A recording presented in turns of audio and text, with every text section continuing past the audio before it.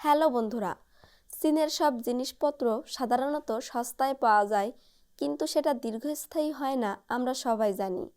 কিন্তু আমাদের মধ্যেই খুব কম মানুষই জানে যে চীন নকল জিনিস বানানো এবং বিক্রির মধ্যে বিশ্বের প্রথম স্থানে রয়েছে।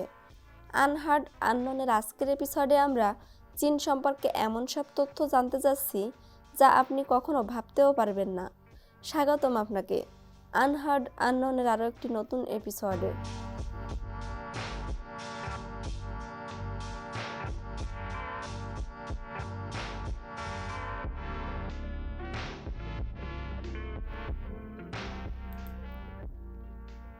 আমাদের মধ্যে অনেকেই চীনের তৈরি জিনিসপত্র কিনে থাকি, কিন্তু আমরা আসলে কি ব্যবহার করছি তা আপনি কল্পনাও করতে পারবেন না।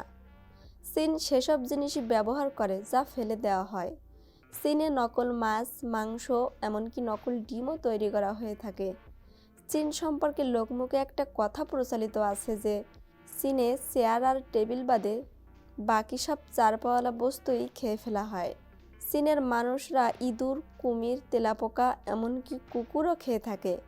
চীনের গুয়াংজি প্রদেশে প্রতি বছর জুন মাসে ডগ মিট ফেস্টিভ্যালের আয়োজন করা হয় এবং আনুমানিক 10 থেকে 20 মিলিয়ন কুকুর প্রতি বছর এ কারণেই হত্যা করা হয়। চীনে প্রতি বছর 4 লাখ বিড়ালও খেয়ে ফেলা হয়।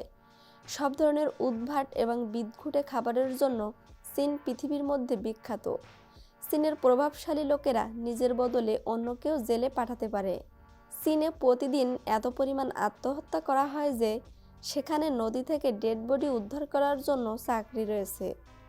2010 সালে চীনের সাংহাই শহরে 100 কিলোমিটারে জ্যাম লেগেছিল এবং এটি 12 দিন পর্যন্ত স্থায়ী ছিল। চীনে প্রতি 30 সেকেন্ডে একটি প্রতিবন্ধী বাচ্চার জন্ম হয়। এর কারণ হলো সেখানকার পলিউশন। চীনের বেইজিংয়ে একদিন নিঃশ্বাস গ্রহণ করা মানে আপনি 21টি সিগারেট খেয়ে ফেলেছেন। এমনকি আপনি ইন্টারনেটে থাকা চীনের অধিকাংশ ছবিগুলোতে মাস্ক পরা মানুষ দেখতে পাবেন। চীনের 90% নদীর পানি বিষাক্ত। আমেরিকাতে এত পরিমাণ জনসংখ্যাও নেই যে পরিমাণ সেলফোন রয়েছে চীনে। নকল জিনিস বানানোর দিক দিয়ে চীন এতটাই অগ্রসর হয়েছে যে এখানে চাল পর্যন্ত নকল বানানো হয়। চীনের তৈরি এই চাউলকে প্লাস্টিক রাইসও বলা হয়। এই চাউল বিভিন্ন ধরনের রাসায়নিক পদার্থ মিশিয়ে তৈরি করা হয়। এই চাউল রান্না করলে ভাতের মতোই দেখতে হয়, আর এই চাল খেয়ে অনেক মানুষ অলরেডি অসুস্থ হয়ে রয়েছে। তারপরও চীনে এই চাউল খোলাখুলিভাবে বাজারেই বিক্রি করা হচ্ছে। আর এই 1 লিটার নকল মধু তৈরি করতে খরচ হয় 100 টাকা। তৈরি করা এই মধু বিক্রি করা হয় 800 থেকে 1000 টাকা। এতক্ষণে আপনারা বুঝতে পেরেছেন চীনের জিনিসপত্র কেন এত সস্তা হয়, কেন দীর্ঘস্থায়ী হয় না।